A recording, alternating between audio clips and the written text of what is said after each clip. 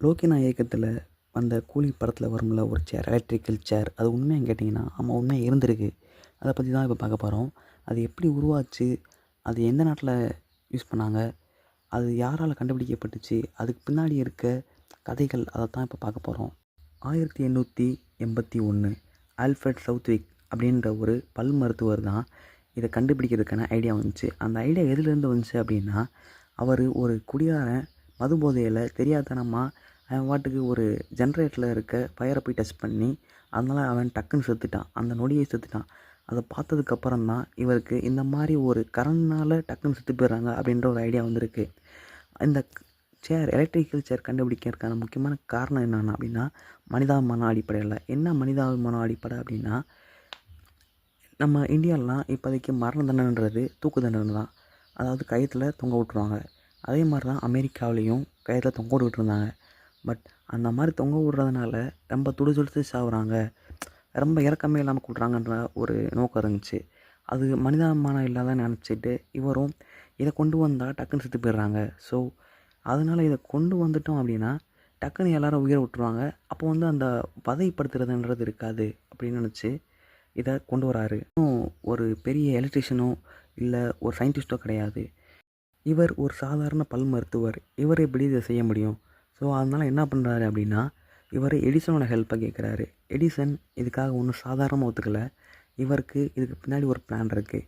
அதாவது எடிசனுக்கு என்னென்னா, எடிசனுக்கும் டெஸ்லாவுக்கும் அப்போது ஒரு ஈயோ கிளாஸ் போயிட்டு இருந்துச்சு. எடிசன் டிசி கரண்ட்டை ப்ரொமோட் பண்ணுறவர், அதுதான் ஃப்யூச்சர்னு நினச்சவர். பட் டெஸ்லா ஏசி கரண்ட்டை ஃப்யூச்சர் நினச்சார். ஏசி கரண்ட் தான் அதில் வின் பண்ணுச்சு. பட் அவரோட ஏசி கரண்ட்டு எவ்வளோ டேஞ்சரானது அப்படின்னு காட்டி அவரோட பிஸ்னஸை குலைக்கணும். தன்னோட டிசி கரண்ட்டு தான் ரொம்ப பெருசு அப்படின்றத காட்டுறதுக்காண்டி அவர் தான், அதனால தான் இந்த ப்ராஜெக்டை ஒத்துக்கிட்டார். இவர் இதில் ஏசி கரண்ட் தான் யூஸ் பண்ணார். அதுதான் இருக்கிற டேஞ்சரஸ்ன்னு காட்டுறதுக்காண்டி என்ன பண்ணார் அப்படின்னா, கோழி, பூனை, பெரிய யானையெல்லாம் கொண்டு வந்து இந்த எலக்ட்ரிக் சேரில் உட்கார வச்சு அதை கொன்று எரித்து சாம்பலாக்கி உண்மையிலேயே வீடியோவாக ஃபுட்டேஜ் எடுத்து வச்சுருந்துருக்காரு. ஸோ இதை பற்றி பார்க்கணும், இந்த எடிசன் வர்சஸ் டெஸ்லா இவங்கள பற்றி பார்க்கணும் அப்படின்னா, மொக்க கமெண்ட்ரி அவரோட இன்னொரு சேனல் நினைக்கிறேன், அது அவர் வாய்ஸ் மாதிரி தான் கேட்குது, அன்சைன்ட் அப்படின்னு சொல்லிட்டு ஒரு சேனல். அந்த சேனலில் போய் பார்த்தீங்கன்னா இதுக்கான ஃபுல் டீட்டெயில்ஸ் இருக்கும். டெஸ்லாவை பற்றியும் எடிசனை பற்றியும் அவங்களுக்கு நடந்த கரண்ட் வார். ஸோ அதை நான் வந்து எக்ஸ்பிளைன் பண்ண விரும்பலை. நான் சொல்ல நினைக்கிறது இந்த எலக்ட்ரிக் சேரை பற்றி மட்டும்தான். இந்த எலக்ட்ரிக்கல் சேரை அமெரிக்க அரசாங்கம் அங்கீகரிச்சிருச்சு. அதன்படி 1890 ஆகஸ்ட் 6 இந்த நாளில் வில்லியம் கெம்லர் அப்படின்றவனை அவனோட காதலியை கோடாரியை வச்சே கொண்டிருப்பான். அதனால் அவனுக்கு இந்த எலக்ட்ரிக் சேரில் எக்ஸிக்யூஷன் நடந்திருக்கும், மரண தண்டனை கொடுத்துருப்பாங்க. அதில் 200 வாட்டுக்கு 17 செகண்டில் கொடுத்துருப்பாங்க.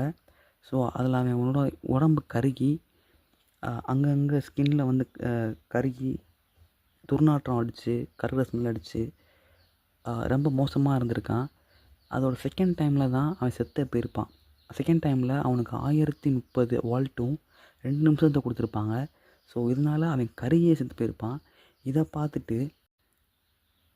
பார்த்த ஜார்ஜ் வெஸ்டிங் ஹவுஸ் அப்படின்றவர் இதுக்காண்டி அவனை சொல்லியிருப்பார், இதுக்கு அவனை கோடாரியை வச்சே வெட்டியிருக்கலாம், அதுவாவது அவனுக்கு ஈஸியான தண்டனையாக இருந்திருக்கும் அப்படின்னு சொல்லியிருப்பார்.